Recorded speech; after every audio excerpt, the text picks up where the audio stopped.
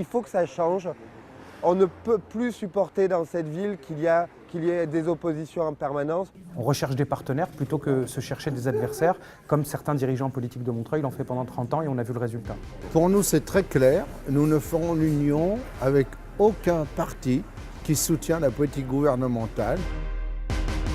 Ils sont 6 et ils sont prêts à tout. Coups bas, menaces, chantage, trahison. Bienvenue à Montreuil. Ici, pour faire de la politique, vous avez intérêt à être bien armé et à sortir les crocs. Et pourtant, si on vous l'assure, ils font tous partie de la même famille politique. Montreuil, la guerre des gauches. Après Montreuil la verte, c'est le retour de Montreuil la rouge, mais version rouge sang. Bonjour. Vous habitez Montreuil? Opération petit déjeuner avec Patrice Bessac, le candidat officiel du Front de gauche. Ça, c'est la liste Montreuil Avenir, avec l'ensemble du Front de gauche. Il y a une partie des socialistes qui nous ont rejoints. Du Front de gauche, des socialistes, avec au moins 5 candidats à gauche, difficile, voire impossible de s'y retrouver, et surtout d'oublier une atmosphère très pesante. Il y a eu un mauvais climat, nous avons été victimes de fausses affiches d'annulation, il y a eu des actes d'agressivité. Il faut que ça change. On ne peut plus supporter dans cette ville qu'il y ait des oppositions en permanence. On veut maintenant reconstruire du solide. Allez, on dit un mot. Face à lui, Jean-Pierre Brard, il n'est pas investi, mais garde sur son affiche le logo du parti. Ici, tout le monde le connaît, c'est l'ancien maire de Montreuil. Bonjour Magid, ça va? Ouais. Dans son programme, pas question de dissoudre la ville dans le Grand Paris. Après 4 mandats, il a perdu les clés de la mairie en 2008 face à Dominique Voynet. Aujourd'hui, elle jette l'éponge, alors pour lui, c'est l'heure de la revanche. Pour Dominique Voynet, Montreuil n'était qu'une marche d'escalier. Et s'il avait été battu dans ces conditions, sa vie politique était terminée. Avant son arrivée, Montreuil n'était pas une ville où existait la violence politique. Et au soir du premier tour, sa consigne de vote est claire, aucune alliance avec les écologistes ou les socialistes. Et là encore, rien n'est simple. On se retrouve ici à 19h20 ? Voici Razi Hamadi, il doit faire face à une candidature dissidente. Et je te prends des 50 propositions. Parfait. Ce candidat socialiste officiel connaît bien la ville, c'est le député de la circonscription. Impossible de prédire les résultats, sa seule certitude, il n'y aura aucun accord avec Jean-Pierre Brard.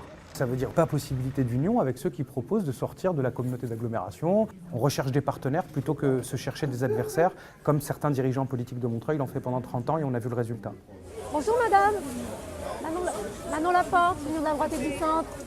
Pour la droite, Montreuil reste une terre de mission presque impossible, avec aujourd'hui aucun siège au conseil municipal. Cette fois, Manon Laporte mise sur une permanence mobile et surtout l'unité. Son objectif, survivre au premier tour et s'opposer à Jean-Pierre Brard. C'est son fief, la ville lui appartient. D'ailleurs, son slogan, c'est « Ma ville, j'y crois ». Donc, si vous voulez, il faut absolument qu'il reprenne ce qu'il a perdu. Et ça fait 6 ans qu'il ne pense qu'à reprendre sa ville. Mais il reste une inconnue, l'exaspération des Montreuillois. Contrairement à leurs habitudes, ils risquent tout simplement de choisir l'abstention au premier tour. Mais qu'est-ce qui peut bien tous les faire courir à Montreuil? Eh bien, cette ville du 9-3 est incontournable. Avec 103 000 habitants, c'est la seconde ville la plus peuplée de Seine-Saint-Denis. Le taux de chômage est très élevé, il est de 19%. 3 000 entreprises sont installées ici, elles comptent quelques 30 000 salariés. Les bobos écolos ont remplacé les cocos prolos. Montreuil est devenu the place to be. Des jeunes couples attirés par des prix de l'immobilier moins chers qu'à Paris, au point d'en faire pour certains le 21e arrondissement de Paris. Il reste quelques traces de ce Montreuil populaire. Regardez, nous les avons retrouvés pour vous. T'as vu les pêchers, hein, ils vont bientôt fleurir là. Pascal Mage est un enfant de la Seine-Saint-Denis, un amoureux de Montreuil qui préside l'association des murs à pêche depuis sa création, il y a 20 ans. J'ai découvert ce lieu tout jeune, hein, j'avais 24 ans à peu près. C'est un lieu étonnant, c'était une friche abandonnée où il y avait des activités tout à fait surprenantes à l'intérieur. On y mettait ce qu'on ne voulait pas ailleurs, hein. C'est un lieu refuge, c'est un lieu d'histoire qui marque les racines de Montreuil. Montreuil, sur son blason, il y a des pêches. Les murs à pêche, une institution montreuilloise, 30 hectares de jardins nichés dans le quartier Saint-Antoine, au cœur de la ville. Joyau agricole et symbole de la tradition populaire. Montreuil, c'est une ville ouvrière au départ, hein. Les travailleurs sont venus du monde entier, hein, donc avec des populations maliennes, maghrébines, qui ont fait souche. Les enfants ont été dans les écoles montreuilloises. Et puis le prix de l'immobilier a monté et de nouvelles populations sont arrivées, les artistes, les professions libérales. Aujourd'hui, une nouvelle population de gauche a élu domicile à Montreuil, des bourgeois bohèmes, les bobos. Et alors les murs à pêche fait que ces gens viennent voir les murs à pêche et se mélangent à la population de proximité, si vous voulez. Entre ces murs, des populations de toutes les origines, de toutes les générations, un concentré de la mixité chère à Montreuil. Regarde ta parcelle. Ça, c'est une photo de 1920, donc les clos à pêche, les arbres dans les murs, c'est là. Au XVIIe siècle déjà, on dégustait les fruits juteux à la cour de France. Plusieurs variétés de pêche ont été créées à cette époque. On ne la voit pas encore, mais la star du verger, c'est elle. La grosse mignonne, c'est une pêche blanche, hein, qui vient à maturité mi-août. Elle est sucrée, juteuse, grosse, elle est parfaite. Justement, la grosse mignonne, c'est ici. Un café-restaurant très fréquenté par les Montreuillois. Pour vous, la grosse mignonne, ça vous parle? La grosse mignonne, oui, ça me parle. Avec 103 000 habitants, Montreuil attire de plus en plus de jeunes.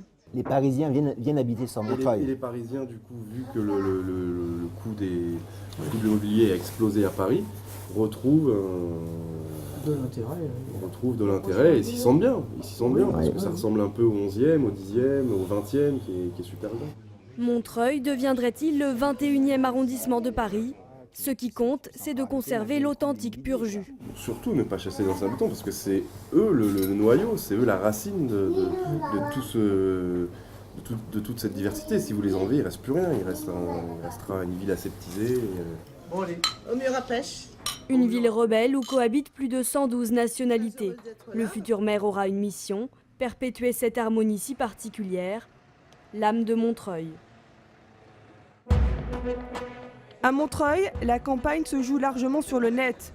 Bon, on passe sur cette vidéo que tout le monde a vue, Razi Hammadi, le candidat socialiste qui perd ses nerfs. L'affaire, elle est terminée. 200 000 vues pour cette seule vidéo sur YouTube.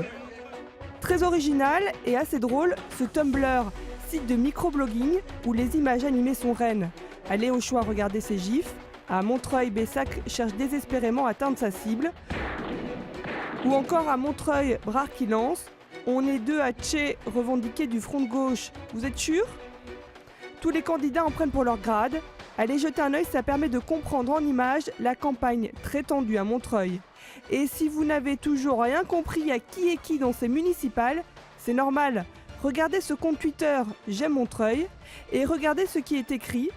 La politique à Montreuil, c'est un peu comme au Liban. Si quelqu'un vous l'explique et que vous avez l'impression d'avoir compris, c'est qu'il vous l'a mal expliqué.